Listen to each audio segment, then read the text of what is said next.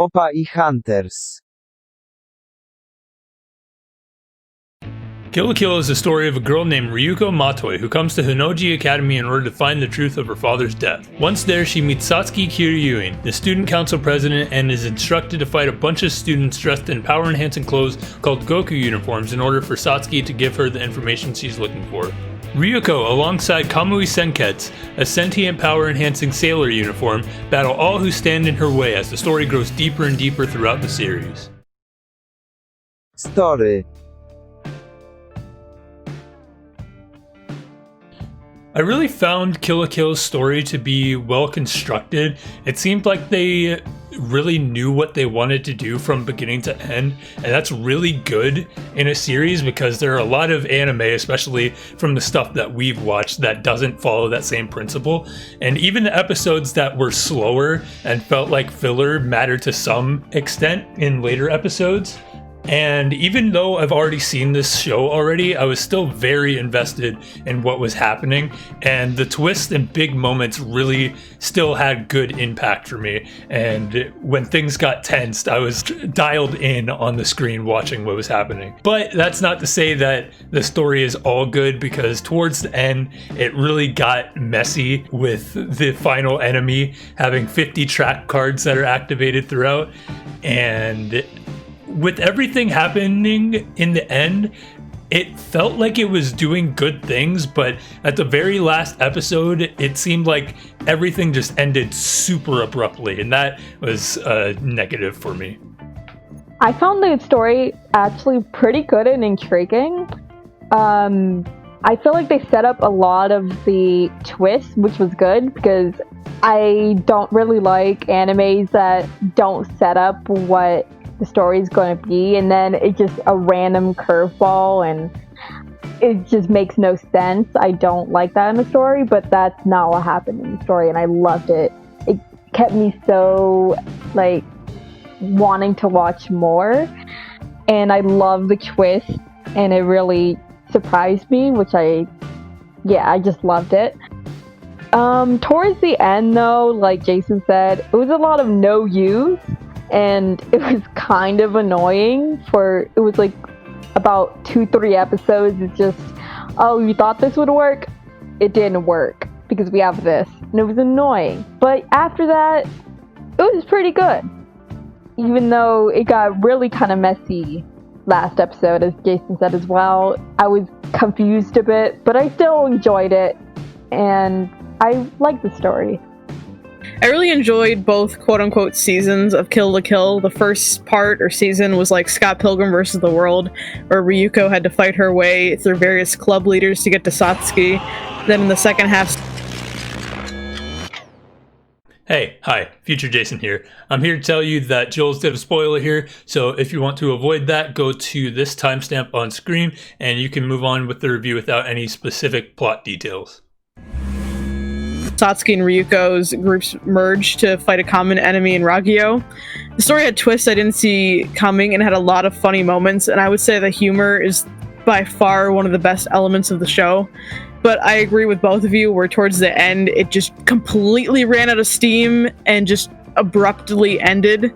But overall, I would say it was really, really good. FANSERVICE. So I enjoyed the fan service a bit. I thought they were underage for the longest, which made me a bit uncomfortable. But now knowing most of them are not, it was alright. I didn't care for it too much. It was just a little part of the story that they could make jokes out of and stuff, but overall it just didn't really affect the story too much for me. I focused more on the story this time instead of the titties and such. There's a lot of nudity in this show of both sexes, but none of it is very detailed. Like, you won't be seeing any nipples or anything. So if you're looking for like hentai level nudity, it's not here.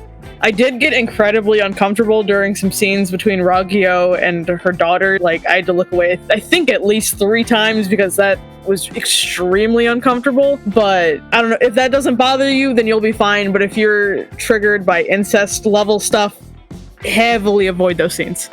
Yeah, as Monk alluded to, this series really isn't about the ecchi, especially compared to a lot of other ecchi shows. This is more of an action series that has ecchi elements rather than it being an action ecchi, because it's really just a background detail and it's far from the driving factor that will draw you into the show. Characters.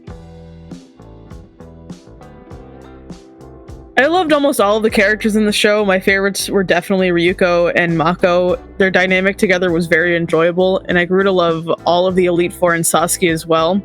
Mako's family was also a standout on the show, and they brought a lot of laughs to me personally, and Guts is best boy. Yeah, I agree with what Joel said. To expand on it a little bit, I love the writing because everybody felt unique, and the dubbing was so good and gave so much life to these characters, which are already put in these situations where they have so much personality already. And honestly, even the characters that I hate from the series, I feel like there's not a single objectively bad character as far as writing goes. I agree with both of them. My favorite was Nonon. She is so entertaining. I love her voice and just her dynamic with Satsuki. Mako is also very entertaining to watch. I found her very uplifting and funny when the series got more serious.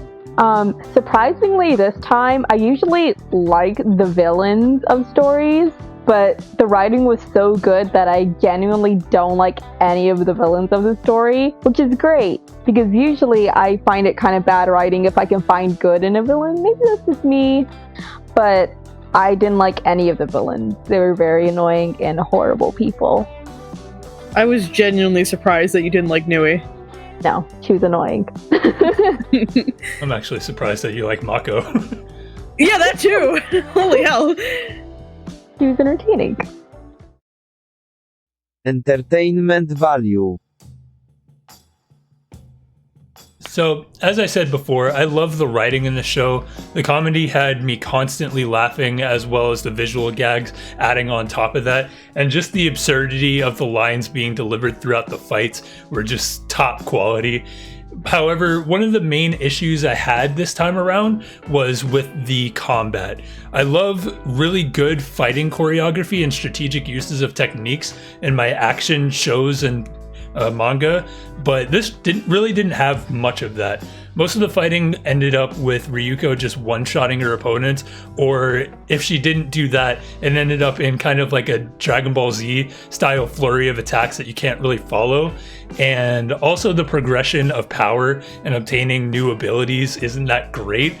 In one episode, you see her get utterly defeated by Sanagayama, and then shortly after, she's beating 3 of the other Elite Four members back to back without much trouble. And you can see where the power is increasing, but I don't feel like it works as well as I would want it to. I found this series very entertaining. I also laughed a lot. The dub made up so much of the entertainment. It's probably one of the best dubs I've heard. Not just because of voices, just I wouldn't doubt they ad-libbed a lot of the lines, which was amazing because I love stuff like that. And I just found it very funny to watch. I didn't care about action like Jason because I'm not an action person, so I could see where he's coming from. I would say Kill la Kill is one of the most entertaining anime I've ever seen. I felt so many emotions watching this show. I felt sad at times, I felt happy, all over the spectrum of emotions. And I was very invested in story and characters. The fights did get a little ridiculous at the end of the series, but I still enjoyed them for the most part. And to bring up the dub, I would say this is my favorite dub of all time. It used to be Panty and Stocking, but I would say this takes the cake. And I got my lesbians, and you cannot tell me that Ryuko and Mako aren't dating. You can't tell me this. They went on a date. It's official. God. Best girl. My best girl, as I kind of stated earlier, is Nonon. I love her character design, I love her voice, I love her dynamic, I love her actions, I love everything about her. And when I first saw her, I knew I was going to love her. So yeah, she was amazing. I wish there was more of her in the series, but you know, I guess that's what happens when you're not the main character. My best girl was originally Satsuki because that was my governmentally assigned waifu. but then I quickly got swayed to Team Ryuko. She's a badass but cares for her friends, especially Mako. Senketsu looks great on her, and she got that fresh shoe game. Erica Mendes does a fantastic job voicing her as well, an absolute perfect performance. And I can relate with Ryuko and how emotional of a person she is, and I died when Ryuko... Hey, how's it going? It's me again. Jules did a major spoiler in this section, so if you have not seen the series before, I highly recommend you go to the timestamp on screen, because Jules really wanted to talk about one of the biggest twists in this entire series. So if you are new to this, avoid at all costs. Came around to Satsuki calling her her sister, and I found it so wholesome. Don't cut this out even though it's spoilers. Jason, go ahead and talk about Ryuko more. So my waifu is also Ryuko. Basically take everything that Jules said. She stole my script for this section. But yeah, like she said, she's badass. She has a tough personality, but is super sweet with the people she cares about. She's super attractive, and those red and black color schemes are one of my biggest weaknesses when it comes to waifus. Ryuko might honestly be in my top waifus of all time. So is Miles Morales also a waifu of yours? No. Final score. I give Kill la Kill an 8 out of 10. I would say this is one of the best anime I've ever seen, not even just Oppai wise, I mean of all time. I love the art style, comedy, characters, etc. A near perfect anime for me. The reason why it's not any higher though is the frequency of uncomfortable incest in the anime. If it weren't for that, I'd definitely give it a 9, even think about giving it a perfect 10.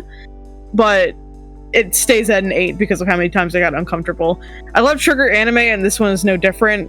I loved it from start to finish, and I highly recommend watching this one, especially dubbed. On my first watch through, I gave Kill la Kill a 10 out of 10, which is typically achieved by me coming out of the series feeling really good about it, and then coming up with no major things to complain about. This time I did have some complaints that I expressed throughout the series, and thoughts on how I would want the series to be better throughout the entirety of watching it. The episodes that felt like filler drug it down, the action scenes that I talked about earlier, and how it dropped the ball at the end. But those things only drag it down so much in the face of how amazing the animation, the characters, the writing, and the rest of the stories before the very end was. So even on my second watch through, I loved the hell out of this series. And despite the issues I had, I still give it a 9 out of 10. My final score is an 8 out of 10, higher than last video, because I started to love the story more for what it was, and the characters, and just all the interactions and entertainment. It's still not higher than 8 because I still don't care for the animation, and just the ending just got very annoying, as I said earlier, and it just put me off a bit. So yeah. Hey, this is an accomplishment. We thought she was gonna give it a 6. She was originally at a 6, and then she went up to an 8. 0. So that brings our official Oppai Hunters rating to an 8 out of 10. Watch the series. It is amazing. It's available on Netflix, Crunchyroll. Do it! I ran out of options there. Everyone has Netflix. Go watch it. Do it now! What are you doing? Stop watching this video. Go watch it! Is that the outro? Yeah. Thanks for watching. As always, let us know what you thought of this review and your thoughts on Kill la Kill in the comments section below. If you enjoyed this review, leave a like and subscribe for more Oppai Hunters content.